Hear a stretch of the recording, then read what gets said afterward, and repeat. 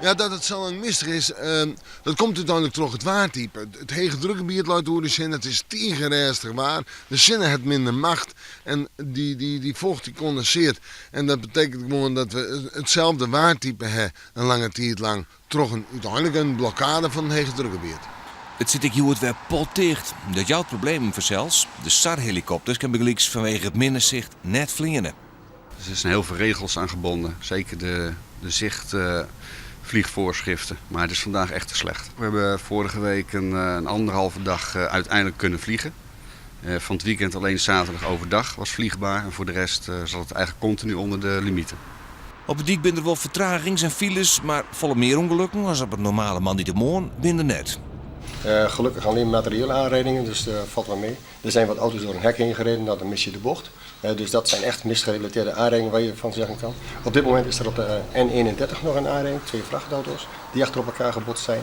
En in de file die daar ontstaan is er nog een vrachtauto die moest uitwijken. Dus ja, dat zal misgerelateerd kunnen zijn. Goedendag, mag ik met Freetje? Jazeker. Hij wordt last van de mist. Heel erg, ja. Ik kom net uit Harkema en het is heel erg. Ja, maar ik zal. Heb ik ongeluk met onderwijs? Nee, dat niet. Gelukkig niet. We horen ook wat meer afstand dan zo's. Dat beziek ik wel, ja, het lukt net altijd, maar de verschillen zijn heel groot op het dik. Hè. De ene die is overmoedig en een ander die wat haast net. En dan moet je wat tussen manoeuvreren, dat is de kunst vaak. Ik ben wat wend al. We rijden dagelijks, dus... Maar het is lastig. Hij staat op groen. Je wist dat Slimburg zo? Dat wist ik. Maar ik mag wat oorleveren, ja? Goeie reis. Dank.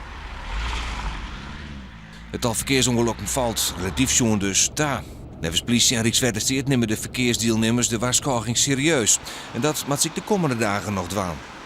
Het blijft voorlopig nog mistig. Ik denk dat wij onder mijn waantje nog mist hebben. En toen begint het oosten te worden. Dan komen we wat meer onder ronen van het hege drukgebied te lezen. Er komt meer wind te staan in het zuid-zuidwest. Dan hebben we bewolking, maar wordt het zicht rommer.